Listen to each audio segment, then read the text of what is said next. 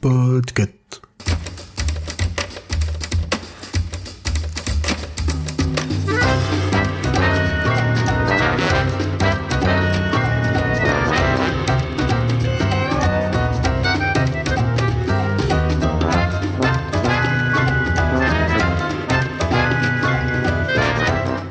Bonjour, je suis Pomme de Podcut et aujourd'hui je vais vous recommander un livre qui m'a tellement plu que j'aimerais bien être l'ombre de son héroïne, Juliette Nichols, pour qu'elle m'apprenne tout ce qu'elle sait, mais sans avoir à vivre cette vie quand même parce que c'est pas simple. Vous l'aurez sûrement pas du tout deviné, je veux bien sûr vous parler de Silo de Hugh Howey. Nous sommes quelque part, à un moment donné, sûrement dans le futur, mais où exactement ?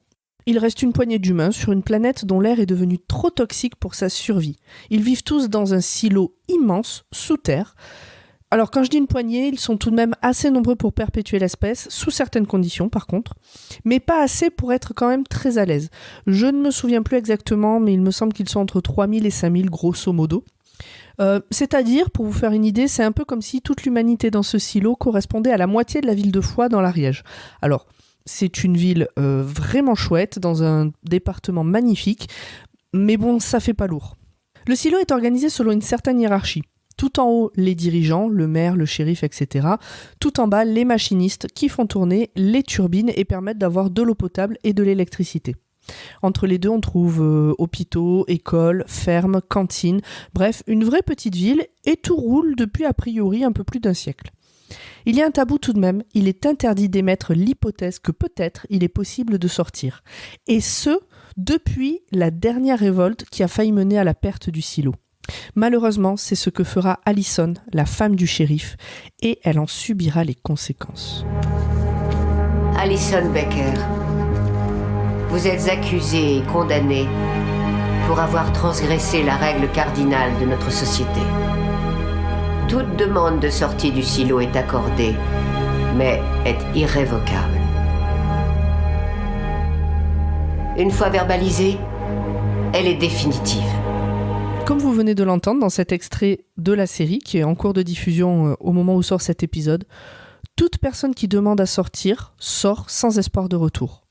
On la vêtit d'une combinaison et on lui demande au passage de nettoyer les caméras qui donnent sur l'extérieur et qui diffusent les images de la nature hostile H24 sur des écrans dans les salles communes. En gros, tous ceux qui sont dans le silo peuvent comme ça vérifier que dehors effectivement faut pas sortir pour l'instant. On appelle les condamnés les nettoyeurs parce qu'ils se plient tous à cette demande, même ceux qui avaient juré qu'ils ne nettoieraient pas. Cet épisode-là, celui de la femme du shérif qui demande à sortir et qui sort et qui meurt dehors, cet épisode-là donc se passe en fait avant le début du livre, 3 ans avant en réalité. Au moment où le livre démarre, Holston, donc le shérif, n'arrive pas à faire son deuil et il se demande de plus en plus comment une femme aussi intelligente et terre à terre que son épouse a pu se mettre à crier au complot. Il en déduit qu'elle a dû trouver de vraies preuves que dehors il y a autre chose que ce qu'on leur montre et il se met à chercher lui aussi. Et puis, pourquoi elle a elle aussi nettoyé les caméras comme tous les autres condamnés avant elle ? Ça, c'est le pitch de départ. C'est le début du livre, je ne vous spoile rien en vous racontant ça. Donc ce livre, il est composé de 5 nouvelles qui, au début, suivent un personnage en particulier, ce qui nous permet de faire connaissance avec le silo, avec ses lois, ses coutumes, ses habitants, puis se concentre plutôt sur le personnage de la mécanicienne Juliette Nichols. Ça ressemble presque plus à 5 chapitres et pour cause, si Hugh Howey en a fait 5 nouvelles, c'est qu'au départ il a dû passer par de l'auto-édition. Elles sont maintenant regroupées dans un seul volume, Silo, Wool en VO, mais peuvent encore se trouver en version liseuse. Et si je vous parle de ce livre aujourd'hui, c'est que je l'ai évidemment beaucoup aimé et que je le recommande ou l'offre dès que je peux. En suivant des personnages clés de ce silo, on découvre la profondeur du bâtiment et comment cela impacte la structure de la société. J'ai en mémoire en particulier un passage dans lequel la mère du silo, Mary Jans, descend rencontrer quelqu'un en particulier. Alors je fais exprès de dire quelqu'un, quelques moments, etc. pour en dire le minimum sur l'histoire.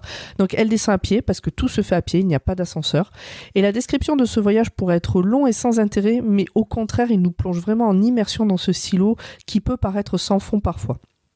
Le livre apporte aussi une vraie réflexion sur la puissance de la communication entre les différents groupes et l'importance de la bloquer, par exemple, pour garder une population calme et obéissante. Alors j'ai beaucoup de mal à parler de tout ce que j'aime dans ce bouquin sans le spoiler, parce qu'une des choses que j'ai préférées, c'est justement de découvrir ce silo un peu comme si j'en étais une nouvelle habitante. À propos de spoil, je dois vous parler de la série, dont vous avez entendu un extrait tout à l'heure.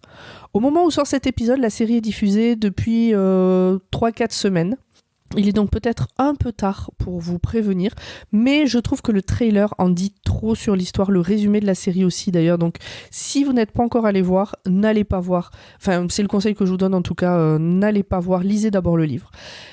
Regardez d'ailleurs au pire la série sans non plus aller voir, lisez plutôt le résumé du livre si vraiment vous voulez un résumé quelque part. Alors peut-être que c'est cohérent avec la série, de dévoiler certaines intrigues du livre. Peut-être que les intrigues de la série, les intrigues importantes de la série ne seront pas les intrigues importantes du livre, mais si vous comptez lire le bouquin, en tout cas, vraiment n'allez pas voir le trailer de la série, ne lisez pas le résumé de la série. Au moment où moi j'enregistre, j'ai vu les 3 premiers épisodes donc, de cette série qui s'appelle Silo, qui est diffusée sur Apple TV depuis le 5 mai. Bon, jusqu'à maintenant, je suis très contente de ce que j'ai vu. J'espère que ça va continuer. Mais on n'est pas là pour parler de la série, on est dans Choix-Pitre, on n'est pas dans Watchlist peut-être. On ne sait pas, peut-être que dans quelques semaines, vous aurez un Watchlist sur Silo, la série. Bon, on verra. Donc revenons-en au livre. Vous pouvez retrouver ce livre de 640 pages chez Actes Sud dans la collection Babel. Il est édité en français depuis 2014 et il a été traduit par Johan Gentric et Laure Manceau. Alors en réalité, il y a 3 tomes, donc Silo, Silo Origine et Silo Génération. En VO, c'est Wool, Shift et Dust. Le deuxième raconte comment les humains se sont retrouvés dans ce silo et le troisième est la suite du premier. Par contre, ça n'a vraiment pas de sens de ne pas les lire dans l'ordre d'édition, c'est pas du Star Wars. Si vous pouvez le lire comme vous voulez, mais je pense que c'est vraiment important de suivre l'ordre dans lequel l'auteur a écrit les bouquins. Pour l'instant, moi, en ce qui me concerne, je n'ai lu que les 2 premiers. Le troisième est dans ma pile à lire. Et même si je vous recommande de lire la trilogie, je pense que le premier se suffit à lui-même, si vous n'avez pas envie de vous lancer dans une série de plusieurs bouquins. Bon voilà, j'espère que j'aurai réussi à vous convaincre. C'est vraiment difficile de parler d'un bouquin qu'on a vraiment beaucoup aimé en disant assez pour te faire donner envie aux gens de le lire, mais pas trop, parce que quand même découvrir l'intrigue, c'est quand même mieux que... Enfin, je trouve, moi en tout cas, que c'est mieux que de l'entendre de la part de quelqu'un. Donc le livre est disponible dans toutes les librairies et quasiment toutes les bibliothèques. Vous pouvez aussi le trouver en entier en anglais et en allemand sur Audible. Et vous pouvez retrouver la première partie du tome 1 en français depuis le 3 mai de cette année. Et la partie 2 est prévue pour le 6 juin. Le bouquin est lu par Bertrand Pazos. Donc moi, en ce qui me concerne, j'attends vraiment vos retours. Si vous l'avez déjà lu, venez, on en discute. Si vous ne l'avez pas encore lu, lisez-le et puis venez, on en discute. Si vous voulez que je vous en dise plus en message privé, je vous en rencontrerai plus en message privé. Mais lisez ce livre. Prochain Choix-Pitre dans 2 semaines pour une toute autre reco. Des bisous et à bientôt. Nous ne savons pas pourquoi nous sommes là. Nous ne savons pas qui a bâti le silo. Nous ne savons pas pourquoi tout ce qui se trouve à l'extérieur du silo est ainsi. Nous ne savons pas quand nous pourrons sortir sans danger. Nous savons seulement que ce jour n'est pas aujourd'hui. Alison Becker. Au nom de tous les habitants du silo, j'espère que vous nettoierez pour nous offrir une vision plus nette du monde extérieur, ici, dans notre sanctuaire, afin de ne pas oublier qu'ici nous sommes à l'abri et là-bas en danger. Choix-Pitre est un podcast du label Podcut. Vous pouvez découvrir les autres podcasts du label sur le site podcut.studio. Vous pouvez également nous aider en participant au Patreon. Pour nous donner votre avis, échanger avec nous, vous pouvez nous retrouver sur les réseaux sociaux ainsi que sur le Discord de Podcut. Choix-Pitre et Watchlist sont des podcasts participatifs. Si vous voulez à votre tour faire une reco, contactez-nous.